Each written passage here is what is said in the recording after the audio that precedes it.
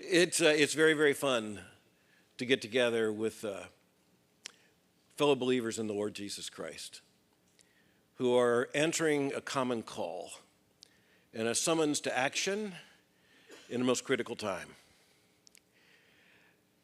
I'm a little nervous being here in Indiana, in Indianapolis. I've had some strange experiences here. One when I was about 17 years old. I still haven't gotten over it. There are certain things that can happen at a certain stage of life that are very hard to get over. This is one of them. I had a very, very close friend whose family moved up to Indianapolis from Florida. Now, I was invited to spend the weekend with him, and I did. And had a marvelous time, just a wonderful friend, had a wonderful godly family, wonderful parents. It was they had joined Castleview Baptist Church in Indianapolis, which is where I went to church with them, and for the first time I saw a preacher use an overhead projector. I did not know such a thing was possible. I had never seen such a thing. And I can still remember every squeak of turning that overhead projector. It was a brilliant exposition of the Word of God, and that left a lasting impression. The problem was the night before. Two teenagers, we were sharing his bedroom, and in the middle of the night, I had to get up to do what you have to do in the middle of the night. I came back, and Steve was on my side of the bed. So I simply said, "Hey, move over." He didn't move. So then, I said, "Hey, let me in." Didn't say anything. So then I had to get a little more aggressive, and so I pushed him on the shoulder. I said, "Hey, roll over." And Steve's dad looked up at me and said, "Can I help you?" I can just tell you that you don't get over that. So, that's almost 50 years ago, almost a half century ago, and I still break out in a cold sweat when I come to Indianapolis. I'm thrilled to be here because of family connections. My father's family was all from Indiana, and it's an interesting story. My ancestors were part of the Amish migration to the United States, to Lancaster County, Pennsylvania. And the family homestead is still there and is still Amish. And so my great-grandfather and some others left and actually came to Indiana. And there they went liberal, Amish gone liberal. One of them was John Mohler Studebaker, who started a car company in South Bend, Indiana. And just about the whole family that went liberal worked there. They had made wagons, so they had half the car. And all they needed was a motor to make the other half.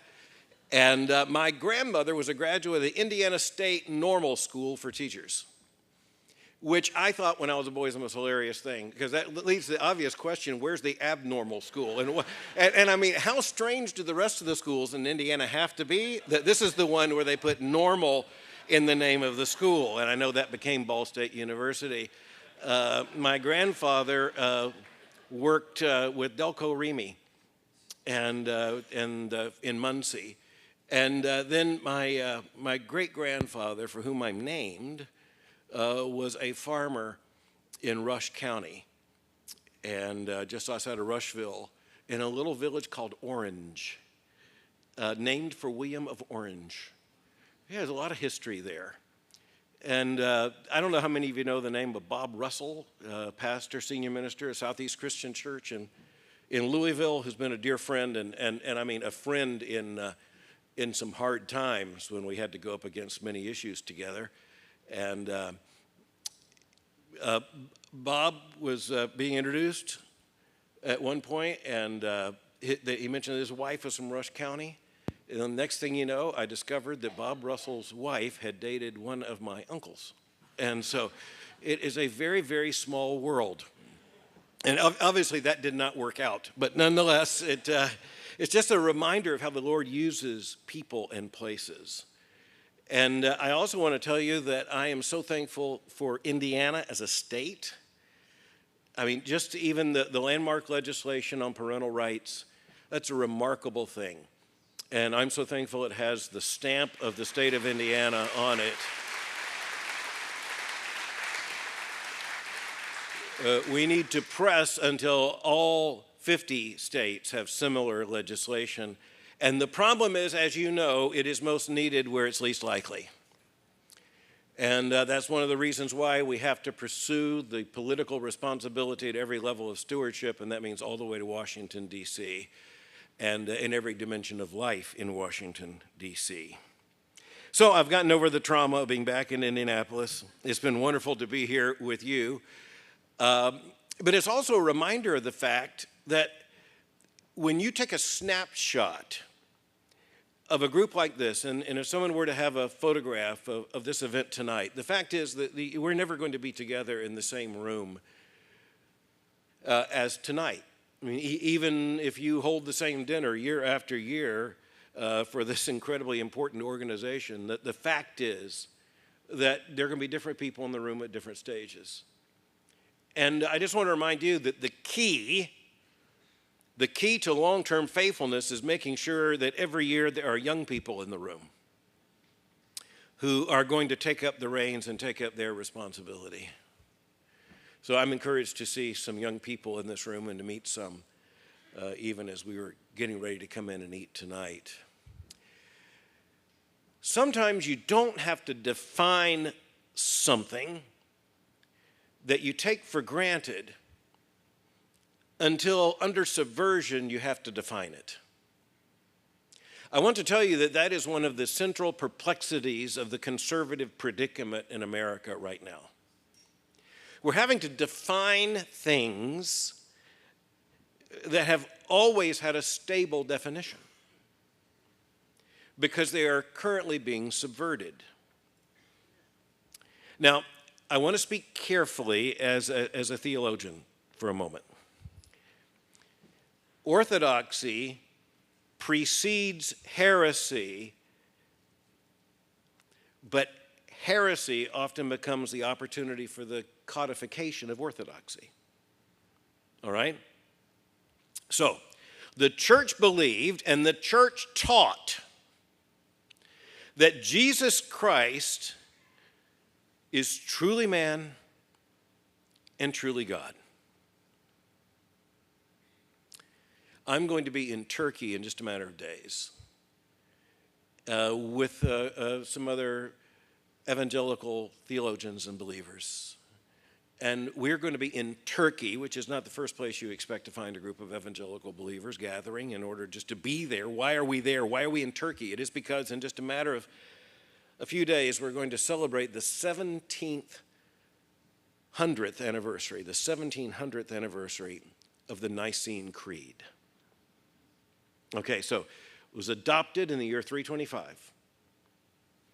It is held by every single major branch of Christianity. Why was the Nicene Creed necessary? Why was the Council of Nicaea necessary? And understand, we're talking about a council. Remember who presided over the Council of Nicaea? It was the Emperor Constantine himself. What did the Council of Nicaea have to settle? Arius, now clearly identified as a heretic, but he wasn't a heretic until the Council of Nicaea declared him a heretic, all right? He said that there once was a time when the Son was not. That the Son was not in the incarnation merely begotten of the Father, but rather he was non-existent until he was. Thus, his being is of a lesser sort and kind than the being of the Father. Orthodox Christians heard that and said, now wait just a minute. That doesn't fit the testimony of the New Testament. And furthermore, you follow out the logic, if that's true, we're not saved. All right? So they held the council in 325, and they adopted the Nicene formula that became the Nicene Creed. They made very clear I've got to watch how I say this, the true an undiluted deity and true and undiluted humanity of Christ. One person, two natures. All right, you say, well, that's not what you came for tonight, Church History 101. Well, it sort of is. Do you know that before the Council of Nicaea, the church hadn't said it that clearly before? Because it wasn't considered necessary that the church would have to use those precise words. But after Arius began to spread his heresies, the church was alerted to the fact now we have to take responsibility in the stewardship of truth, given our responsibility to pass on the faith once for all delivered to the saints. It is our responsibility now to say, this is what Christianity is, and whatever denies this is not Christianity. Now, the reason I bring that up tonight is because we are now in a very strange predicament as Christians in the United States of America. We're actually being called upon to define things that have been taken for granted for much longer than 2,000 years. Do you recognize how crucial it is right now that we define a boy and a girl? That we define marriage? That we define life? I am let's put it this way. It's about 50 years since I graduated from high school. That's a whole world ago. The world that I knew then is a world that no longer exists. Now, there are still vestiges of it. There's still signs of it. Some of you in this room know exactly what I'm talking about. But when I was in high school, there were liberals. There were messed up, whacked out leftist radicals. And you couldn't always tell from their hair. But they did know the difference between a boy and a girl.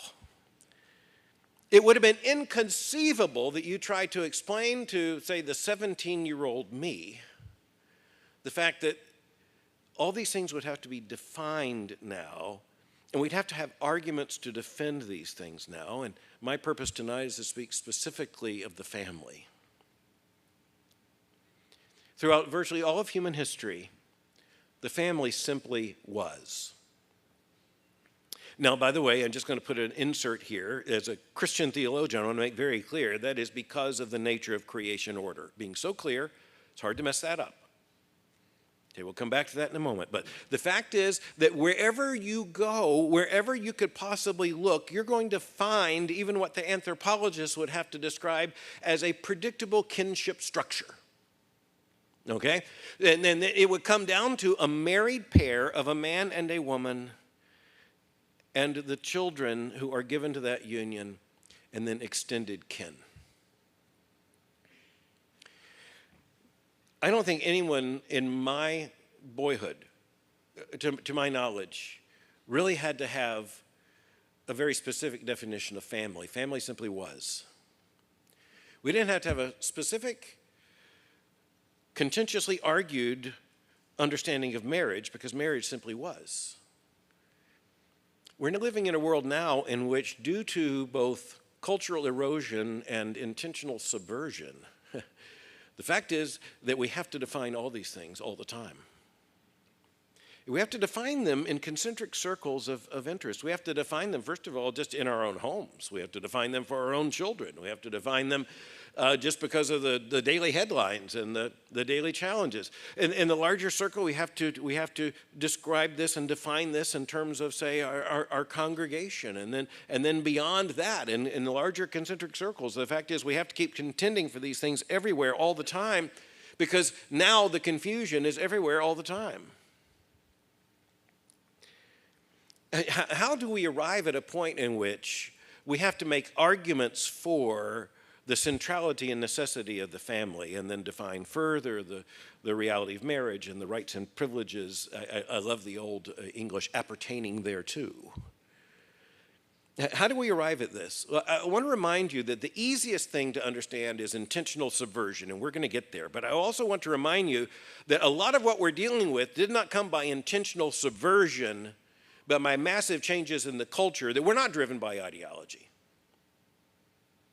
And we often, as conservative Christians, discount this and fail to understand it. So at least I want to put some things on the map in order that we can understand that even before you get to the ideological subversion, you've got a lot of social transformation. If there's one word that describes the reality we're talking about, that word is modernity. The modern age has brought incredibly disruptive developments. Okay, so I just kind of gave indication of one of them. I mentioned that my great-grandfather was here. My great-grandfather came here. I mentioned that my grandmother had gone to the Indiana State Normal School. My grandfather had worked here. I was born in Florida. The family had started a supercooling trucking business to bring fresh produce and vegetables to Indianapolis during the cold months. When it turned out Florida had them, Indianapolis didn't. Modernity brought the opportunity for people to live far from where their grandparents had lived. In my experience, I had two wonderful sets of grandparents. I had two wonderful Christian parents for whom I'm so thankful. My father was just a godly Christian man. I gave just massive influence in my life, along with my mother. Both sets of grandparents, and they lived so close, especially to each other. I could ride bicycle between one set of grandparents and the other. I just thought everybody lived this way. I grew up in Mayberry, basically, and or at least until I was about 13 or 14 years old, and it was idyllic. You know, I didn't have to be told what family was. Family was everywhere. My mother was one of 63 first cousins. Yeah, 63 first cousins. We were at a funeral when I was 16, and I was talking to a girl and my mother who never talked to me about sex, ever. She just came up to me in the funeral and said, I just had a thought, you can't marry a girl from this county. Thanks, Mom. We were just sharing punch, but at a funeral. And I had to go to so many funerals because there were so many relations. I didn't know who was dead a lot of the time. And I really felt guilty about that until I found out my mother didn't either. And so anyway, the family was so big. But a family was just everything. I knew who everybody belonged to. We could figure everything out. I had cousins and aunts and uncles, and of course I had a sister, and then I had brothers. I had parents and grandparents, uncles and aunts, and by the way, all the uncles were actually uncles and all the aunts were actually aunts, which turns out to be happy. And it was just a web of relationships. When you're yanked out of that web of relationships, everything becomes provisional, and now everything has to be explained. I'm incredibly thankful for grandchildren. My wife and I are so happy, and it's true, we have 3, but we really have 4. One's due in just a matter of days. And we're just, oh my goodness, yes. Oh, and how it transforms your life, something biblical about this. When you become a patriarch, your view of the world changes. There are a lot of things I want to get done as the Lord allows me to get done in this life, so that I can have some impact on the world my grandchildren will inherit. But they don't live near me. And my son-in-law is, I will just say, he's in a very important place of government service in Washington, D.C. I understand exactly why the Lord has him, why he has him, where he has him, and I understand that, and I'm thankful for that. He has also been highly involved in Christian ministry there in Washington, D.C., right there on Capitol Hill. And I can see exactly why the Lord has him there and has him there now, and then my daughter with him and that sweet family. But the fact is that it's very different than if they were living, just a couple houses down. We have to work very hard at keeping the thickness of the relationship with extended family and grandparents and aunts and uncles and all of that. And thankfully, they're very committed to that. But it's only because of the modern age I'm able to get on a plane and go see my grandchildren. But it's only because of the modern age I'd have to get on a plane and go see my grandchildren. In the medieval period, the average man died having traveled no more than 13 miles from the place he was born. Okay, just consider that. That's why a literature like, Canterbury Tales was so fascinating, because no one took trips. It was an exotic thing. You lived and you died in the same place. Your father and grandfather and great-grandfather lived and died in the same place. Your great-grandchildren will live and die in the same place. The acids of modernity, and by the way, it was Karl Marx who came up with that phrase because he knew exactly what he was talking about. The acids of modernity, as Marx said, burn the fixed structures away. And that's at least a part of what we're dealing with right now. The fixed structures that previous generations simply took for granted because they are organic, they have begun to dissolve because modernity did. He was wrong on all the big questions, but Karl Marx got that right. He actually said industrialization will do this, and he wasn't wrong. Industrialization did do this. The modern age did do this. And now in ways that go far beyond the time we have to describe tonight, modernity pulls us apart rather than pulling us together. But let me leave the structural changes that just took place because of modernity, the complex economy, which, by the way, makes a big difference because the Industrial Revolution meant that the father was now not working in the home, but is now working outside the home. He goes to work. He goes to work at a factory. Do I wish factories never existed? No, I am not a Marxist. I understand that this has brought much good. I understand that a free market economy has transformed for so much human good. And I even see theological justification for it in terms of the main thing, in terms of the Lord's command to Adam and to Eve that they are to exercise dominion. And I think that's one of the ways we've exercised dominion. But there are costs and there are benefits. The Industrial Revolution came, and now the family is different than it was before, not because someone on the left said, let's redefine the family, but because now dad's outside the home, and that's a different work. His work is now something the family doesn't see. It's something he goes to do there. And of course, by the time you get to it now, and of course with the economic reality, so many women are in the workforce as well. Now in so many families, you have the mother and the father both outside the home for a considerable part of the time, in which the primary concern of their professional lives is something that isn't in here, it's out there. This comes with enormous costs. If you're an historian of such things, you say it's the move from an organic community into an inorganic community. Okay, so all I'm telling you is no leftist radical at Berkeley came up with that. Henry Ford came up with that. You could say just even the complexities of modern life came up with that. Railroads came up with that. And in other words, that's just, we as conservatives often want someone to blame, and there are plenty of people to blame, and we're about to get to them. But I think it's really important that we recognize, and this is something I say to pastors all the time, you know, here is something, look at the decreasing amount of time you have with your church members. I can see it in I was at church about 15 to 16 hours a week. That's not an exaggeration. It was Southern Baptist Convention. In the 1960s, it was a full body. We believe in immersion in time as well as water. It was a full operation. We had Sunday school, then morning worship, and then I was in every choir, and I quit the choir when I was 13. I don't know why. I even liked it. The 13-year-old boys are stupid. I have no idea why. At the Sunday table, I just announced, I'm quitting the choir. And my father looked at me and just a wonderful, firm, just indisputable Christian dad. My father looked at me and he simply said, son, you never joined it.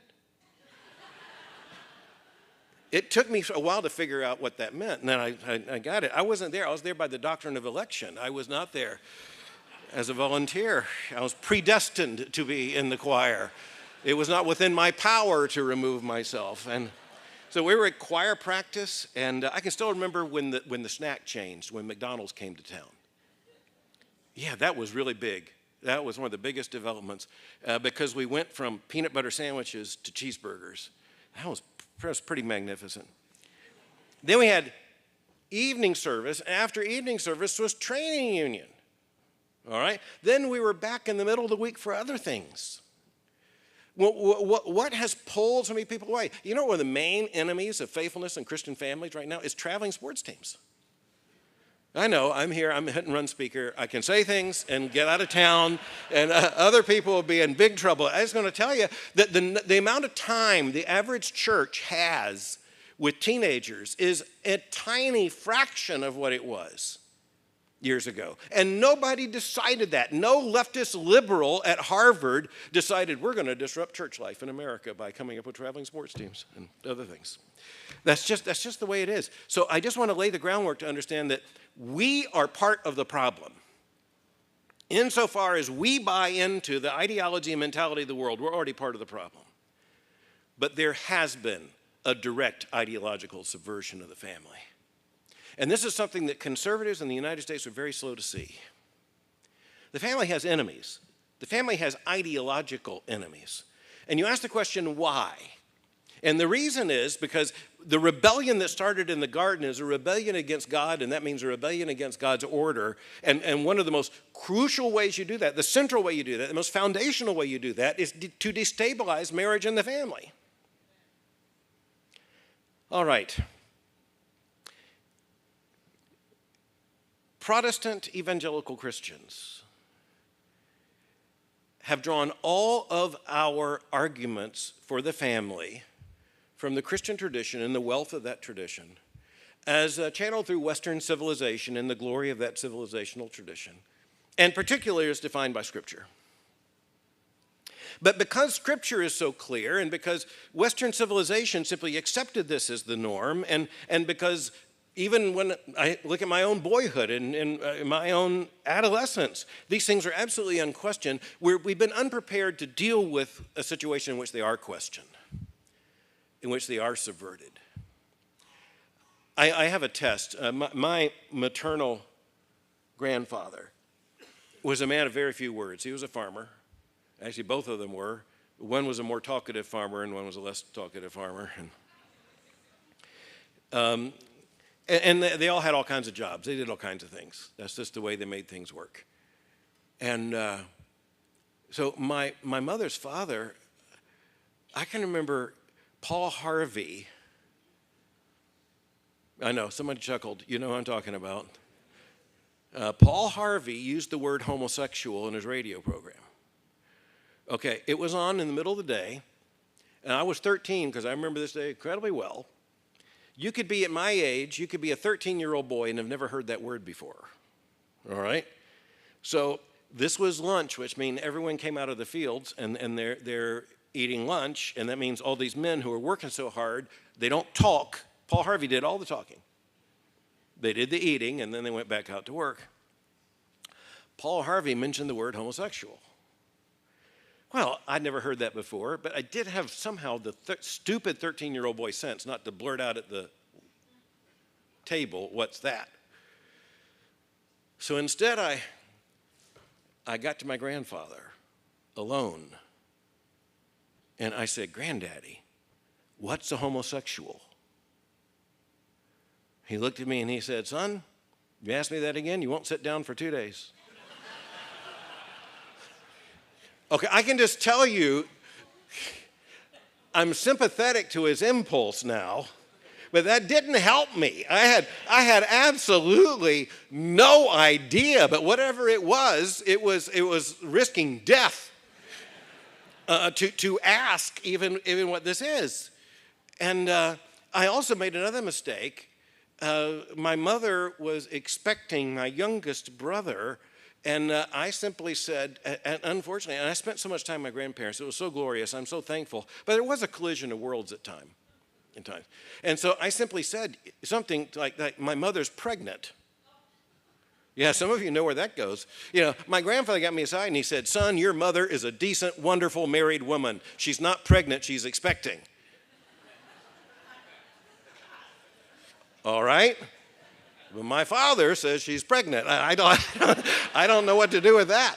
Wow, And by the way, none of this was an explanation. I will simply say I just assumed this, and I had friends, and we talked, and all our grandfathers were the same way. This is the way the world works.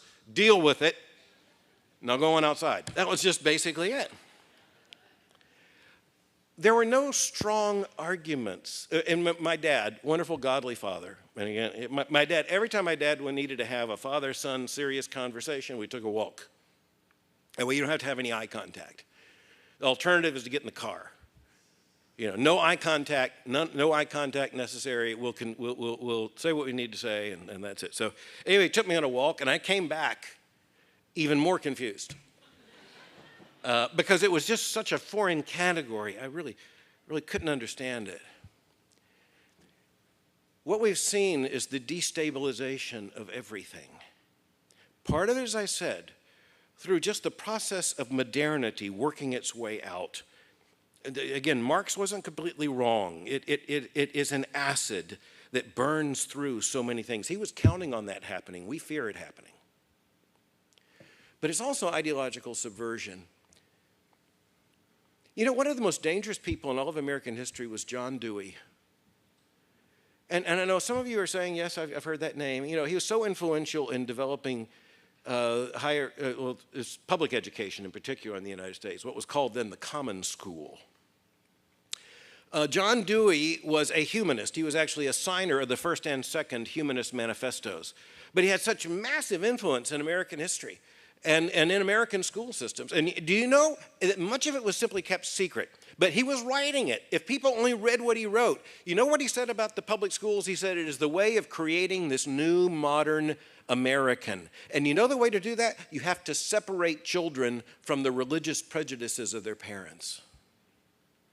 Okay, so in other words, the public schools were to be turned into an engine of separating children from the religious prejudices of their parents. And this wasn't just something in theory. This was the guy who probably had the greatest influence on teachers' colleges and on the formation of public schools in America in the 20th century. But you know what? People didn't read his books outside those circles of elites. The average American had no idea this was going on. And by the way, it didn't go on evenly. So that is to say, I went to the public schools when I was a boy in Polk County, Florida, and let's just say everybody knew who a boy was, who a girl was, which one of the doors you used, and everyone knew what marriage was. And frankly, 8 out of 10 of them were members of our own church, so teachers. Or they were members, even if they were exotics like Methodists. We were entirely in the same definition of male-female marriage, sex, etc. But this ideological subversion began, and then there were a couple of big engines in that ideological subversion. One of them happened just before World War II, and we see it in retrospect. It wasn't recognized for what it was. Before World War II, you had the flapper culture, you had the culture of New York City and Chicago and those other cities, in which you had this flagrant rejection of Christian morality. And that probably would have had a massive continuous effect, except for the great disruption of the World War, the Second World War. The Second World War happened along with the Great Depression that made misbehavior more expensive. But you also had World War II, which is this massive, nothing centers a society on essential things like the existential threat of war. The existential threat posed to the United States by Nazi Germany and Imperial Japan had a way of clarifying things. No one was debating the issues that some people were trying to bring in the 20s. That all evaporated in the 40s. But you know what? It came back in the 60s. And by the time you get to the 60s, the ideological subversion has gone further. And sometimes the ideological subversion came, we didn't expect it. I think one of the most brilliant people in analyzing this and doing an analysis was Peter Berger, the sociologist. And he's not exactly where I am in terms of worldview, but boy, he really saw some things really clearly. He wrote a book entitled The War Over the Family. And he said, one of the ways the family is being destabilized, and one of the ways that the family is being redefined is that parents are now accountable to a regime of experts. Okay, now you think about that. In other words, who decided how you raised your kids? You did. Who is the authority on parenting? Your parents were. But then comes Dr. Spock. And then come the modern psychotherapeutic theorists. And the next thing you know, parents are the problem. If you're unhappy as a 20-year-old and you suffer from depression, it is because of your mother or your father. The mother is easier to blame because she had more time in the home, and thus she was easier to blame. If you're struggling with sexual identity or sexual behavior, which is the bigger issue, Along comes Alfred Kinsey in the 1950s to say, well, that's not actually as abnormal as you think. Society is just engaged in this giant project of trying to stigmatize certain behaviors that it doesn't want for its own social and political purposes. The army wants, new soldiers. The universities want new students, and the Uncle Sam wants new taxpayers. And so they want you to get married, and that requires heterosexual union, and that requires a husband and a wife, and it requires producing a family. And it also, even the Marxists got into it. You know what the Marxists said? The Marxists said, you know what? The family is insidious because of the power of parents, but you know what? It is efficient in terms of producing people. Okay? So, they're all about efficiency. It's efficient for producing people. A few years ago, I was in Seattle, and the local newspaper there reported, had a column by an academic who said, here's the way it works, and he was a Marxist. There are a couple in Seattle. Generally protesting outside your hotel is my lamentable experience, but nonetheless, without taking a shower in months, apparently, but nonetheless, that's a capitalist tool, but just forget that. Okay, so this academic said, here's the deal. We don't believe in marriage, and we don't believe even in heterosexuality. We don't believe in the bourgeois family. But we need students, so here's the deal. We're going to let the breeders breed them for 17 years. We'll let them raise them, change their diapers, and wipe their faces. We'll let them go to their Little League games. And we'll let them see them through. And then they're going to put them in the minivan, and they're going to drive into my liberal college campus, and they're going to open the door, and they're going to turn them out, and then they're mine. He said it right out loud. And it's true. It's absolutely true. I was in Cincinnati to film an ABC 2-hour special a few years ago, and one of the other speakers was Stephanie Kuntz, academic on the West Coast. And I knew what she'd written, because here's the difference. Conservatives read the liberals' books. The liberals don't read conservatives' books. So, that's just the way it is. There's no liberal version of the briefing, because they own it all already. It's called the Washington Post, the New York Times, never mind. But in other words, they're not really that interested in us. But, we were there for like an hour in this little room getting ready to do the program, so I thought, nothing else, and I'm going to try to talk to her about the gospel. And so I decided, I'd just ask a question, how exactly do you see these things? And I read her book, I already knew. And it's the total destabilization of the family. The family is an oppressive. Marriage and the nuclear family are what's more properly, let me remind conservative Christians, called the natural family than the nuclear family. We're not blowing it up. We're saying it's found in nature. That's a repressive tool. It's used by society to marginalize those who are sexually different. You can go down the whole list. It leads to the oppression of women, because women are now, baby bearers. Did you see the New York Times yesterday? It's an article about, and USA Today had a little coverage of it today. It's about the fact that employers, 50 years after women in a big way entered the workplace, still don't know what to do with pregnant women, which, by the way, who are fewer than they used to be. But it's like, this is kind of an undeniable thing. You can say this doesn't matter, but it does matter. And so this is going on right now, something also very interesting to watch right now in Europe, where Europe is saying, because they said it has to be equal paternity or equal paternal leave, equal family leave. So mothers and fathers, how's that for an antiquated notion? In Europe, you still have to kind of connect those dots. Oh yeah, that's what that looks like. But the problem is that mothers take it and fathers don't. And they're saying that's an inequity, because then mothers have less billable hours and less work experience in the workforce than men. So they're going to require men to take the same paternal leave as mothers. And you know what? That makes perfect sense until the actual mother has the father in the house for a significant period of time when it becomes very clear you need to go back to work. That's also the natural order of things. But you know, the academic left in the United States denies the entire existence of any kind of normativity. And the family and marriage, here's one of the things I just want to leave with you tonight. There is nothing more emphatically, glaringly, loudly normal than a man and a woman coming together in the covenant of marriage, having children and raising those children as an obsession until that can be continued in the next generation. There is nothing more natural. So as I said, we didn't have to have arguments until all of a sudden we now have to have an argument.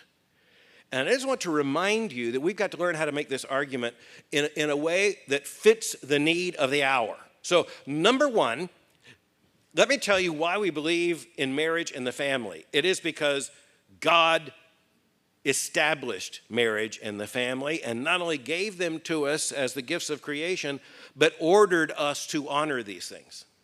Okay, now hold that thought.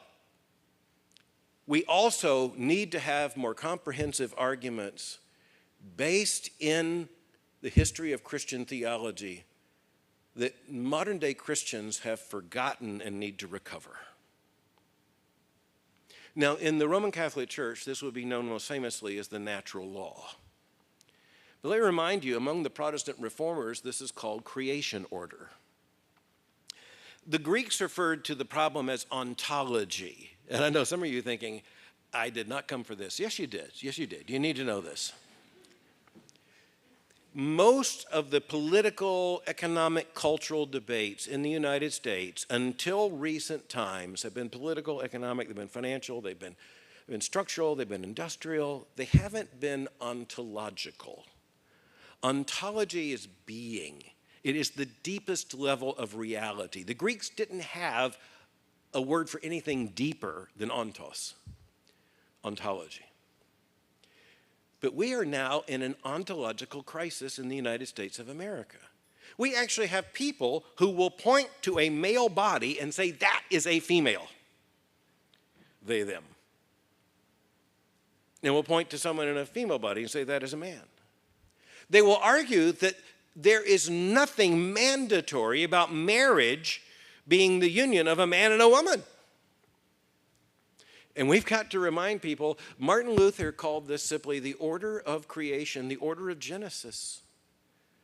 It's all there. You know, this is one of the things I love showing theology students and college students, especially young men, because they're thinking about these things in a whole new way, serious way.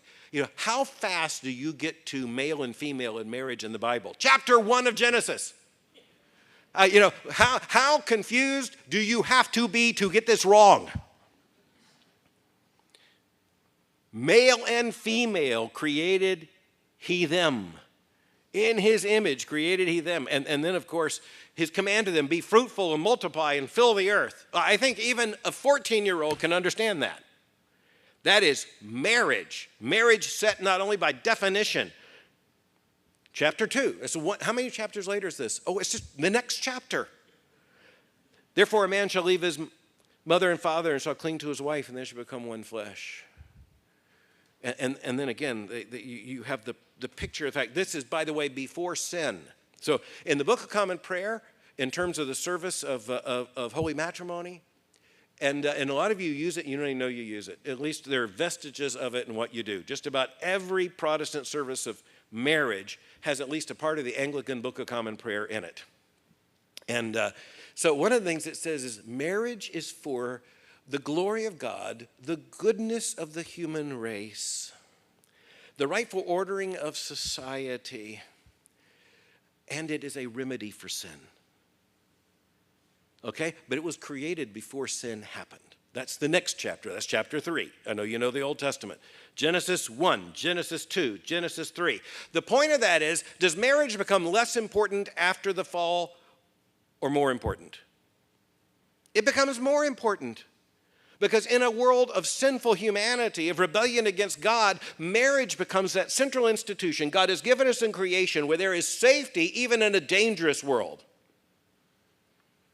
As one of the 19th century British poets put it, it's a haven in a heartless world. where the entire world may be disordered and the entire world may be in rebellion against God, but there's at least a vestige of God's glory and a beautiful picture of God's love. When a man and woman come together in love, and even through the conjugal act, they produce a child, and that child they receive with joy, and they begin to order their lives around the raising of that child and the other children that would come. God's glory is in that, and they are actually bringing glory to God in creation order, whether they know it or not. And as John Calvin said, that is as true of the pagan as of the Christian. He didn't have an understanding of the world as we have it, but let's just say National Geographic. You go to virtually any place on planet Earth, you're going to find marriage. You're going to find the union of a man and a woman. You're going to find the privileged bearing. You're going to find a man entering into marriage of some sort by some kind of relationship, because every society finds its way to holding men accountable for their sexual lives and their progeny, and marriage becomes the way by which they do that. And then the odd thing is not that mothers love their children. No major sociologist or anthropologist has ever had to ask the question, why do mothers love their children? But you have to ask the question, why do fathers love their children? It is because of the mystery of God's love demonstrated in creation, that even the most hardened of men melts when holding his own child. And what is called forth from him is a set of virtues that he did not even know he had. And again, Calvin, others, absolutely right. This is how it works. Even among the pagans, virtues are called out in them because of creation order, showing the glory of God, even when they don't see it, even when the person showing God's glory doesn't know it, even when they don't even understand what they're doing when they're doing it. The fact is that what they are doing and demonstrating, and that you just replicate this is how you get society, family predicated upon marriage, rightly ordered, is the only way you have a stable society. It's one of the big problems right now throughout much of Western society. We have modern liberal societies that are ideologically at war with creation order, and guess what? It shows up in pathologies everywhere. Just about any sane historian looking at our times and trying to diagnose the problem would have to come back to what was already evident early in the 20th century, and that is that if you have boys without fathers, you have a disaster. Now, there are people who would say that's a very interesting and evidently unavoidable sociological phenomenon. We're the people who have to look at that and say, there is the glory of God demonstrated in right order and its glories versus wrongful or broken order and its costs. Do you recognize how much of modern politics, and let's just come here, in the United States of America, how much of modern politics is an effort to try to remedy by some federal policy what is broken at the level of marriage and the family? Do we understand that a society even trying to remedy what's gone wrong at the level of marriage and the family can't possibly spend its way out of that problem? And one of the things that becomes immediately apparent is that the federal government is not a very good nurse. Now, we should be thankful. As a Christian, I'm thankful when any hungry child is fed. Regardless of how that child is fed, we must be thankful when every hungry child is fed. I'm thankful when any person needing medical care receives that medical care. I'm thankful right there. And Christians in the urgency of the moment will know exactly someone's hurt. I mean, if nothing more, we have the parable of the Good Samaritan. When someone's hurt, you help them. And you're glad they get help. But we're in a society that is trying to take the pathologies on the backside and institutionalize them in federal policy and filter down through many mandates to the states. And there are enough states that are even more malignant in their intentions. You look at what's going on in California right now. It went from a giant budget surplus to a giant budget crisis, partly because it is trying to spend its way out of a moral creation order disaster. It's not going to work. Perhaps you've seen just recent headlines in the last few days about the public school systems, in particular in a place like New York. And even the things that work, they now aren't going to be allowed to work because they're unfair. So, the Democratic Socialist Mamdani, who is now almost assuredly going to be the next mayor of New York, he announced earlier this week that that's kind of impossible. I guess it was the end of last week. It was reported just Sunday and today that he wants to kill the gifted programs in kindergarten in New York City because it's giving some children unnatural advantage. And you know what the real problem is? You know what the real problem is? More of the children who are qualifying for that program already have two parents. Okay, so in other words, this is a problem. You can say, we're going to address this at kindergarten. Guess what? You can't make up for 5 years before. I'm not saying you shouldn't try in any sense. I'm just saying you can't make up. Word count, daily comprehensive word count total is something you might not think about. Let me tell you, it's an important category. At the age of 3, how many words is a child hearing from a human voice? Do you know that that is probably the greatest inequity in America today? So let's just say you have a child live with a mother in the home, and the child is in the home. Let me just tell you, there's a lot of communication going on. That child is probably read to, knows what it's like to climb on a lap and nestle up and be read to. And then when the two parents are together, they're talking to each other. And at least a part of what we now know is that even 3-year-olds, for instance, 2-year-olds, 4-year-olds, preschoolers, hearing parents talk to each other, there's an enormous amount of intellectual webbing that is going on. There's an enormous amount of linguistic achievement that's going on. And then you compare that to the child alone in a crib, abandoned, or you look at them in a line where they're simply with other children institutionalized, or you see them sitting with a screen with earphones on their little heads, and you realize this is not the same. And you know how you make up for it? Here's the sad thing, you can't. It's just an illustration I wanted to give about where we are. In terms of the destabilization of the family, we need to understand part of it is just the reality of modernity. But the other part of it is something that has been intentional and subversive. The family has its enemies, and the family has its enemies at the level not only just say of family order and family privilege, but now in terms of marriage. Since 2015, the Supreme Court of the United States has said that 2 men and 2 women can each be married to each other in the same status as a man and a woman, which flies in the face of everything. I'm writing a book right now on the great liberal death wish and what it means. And so, you know what? Then you have the demand, well, if we're equally entitled to be married, then we're equally entitled to have children. Well, good luck with that, except with the new reproductive technologies. Have you heard the conversation coming out of Washington, about the fact that the biggest issue there, and I don't mean the Trump administration, I mean just in terms of theorists or this, that the biggest problem is inequity. Everyone should be equally able to have a child. Let me just point out, 2 men are not equally able to have a child. All right? Just in case you're confused about that, go ask Paul Harvey. Don't ask my grandfather. Do not.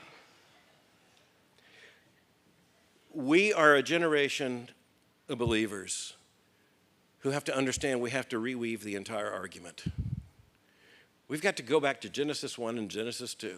We've got to take full account of Genesis 3. We have to point to a comprehensive biblical theology, which, by the way, in the New Testament is absolutely affirmed. Don't believe liberal biblical scholars who tell you, here's the Old Testament as model of the family, and here's the New Testament. Read Ephesians, brothers and sisters. Understand that Paul is incredibly concerned, as well as you see it elsewhere in the Corinthian correspondence as well. Church order, it's in house order, marriage order. Jesus himself is the one who said, as it is written, a man shall leave his father and mother and shall cleave to his wife. There is, and by the way, he also said this was God's intention from the beginning. We have to reweave an entire argument. We have to reweave the argument for something as fundamental as male and female. Now, I know that sounds strange, but I've come to you from Louisville just to give you an alert in Indianapolis, in case you didn't know it, that those are contested categories. And then we have to rebuild the argument for marriage as the conjugal union of a man and a woman and the covenant recognized by the community and the covenant of law. And that is a part of God's gift. The first miracle that Jesus performed was at the marriage at Cana in Galilee. The affirmation of marriage is huge, the centrality of it in society. And then from that, the gift of children and the raising of those children and the obsession on the part of parents to raise those children. And then the understanding among Christians that it is our responsibility as congregations to press back order against the disorder, clarity against the confusion. And we've got to teach our people, yes, preachers in this room, you've got to teach this stuff because it isn't something that is as common sense as you want to think. One of the things I commonly find are young adults, and in particular young men, who simply say, I desperately want to do the right thing, tell me what to do.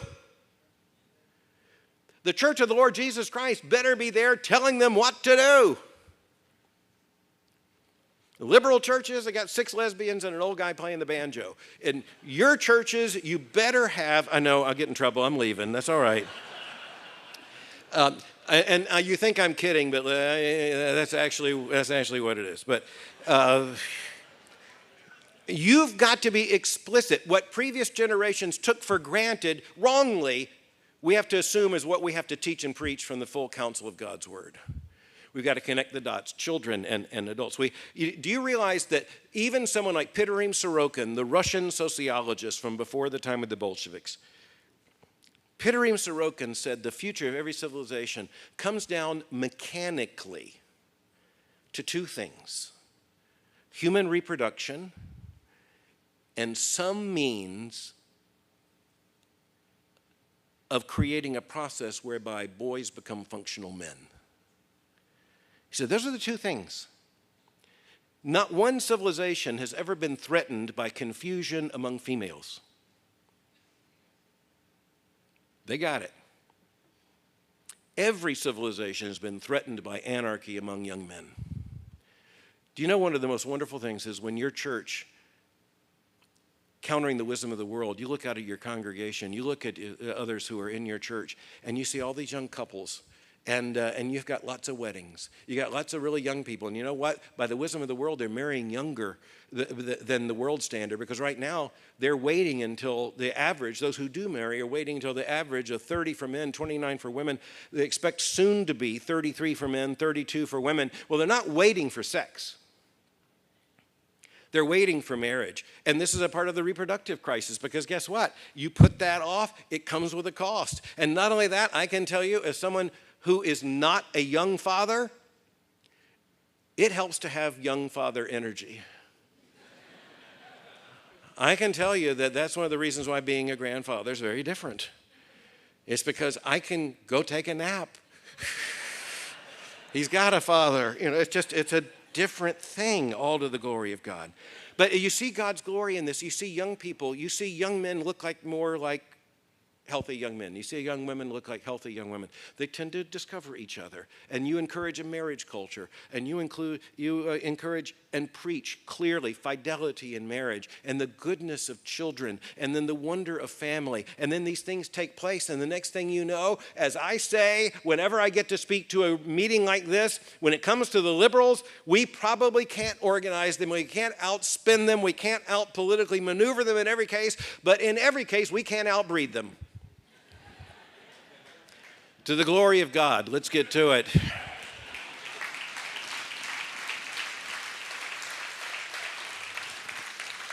I appreciate the opportunity to be with you. I just want to remind you that the things you take for obvious, the world obviously doesn't see. But the world's desperately hungry to see it. Hungry to see and to observe. The world is desperate for Christian arguments. We need to show up with those arguments in full force. The world's desperate to see Christian faithfulness. We've got to show up not just making the arguments, but living them. It's a privilege to be here with you tonight. I pray that in your families, in your marriages, in your extended family, in your local church, in your communities, small or large, in the entire state of Indiana, and by God's grace, from sea to shining sea, may we see the glory of God in the right ordering that will correspond to God's word and correspond to creation order and bring glory to the one true and living God. Amen. God bless you all.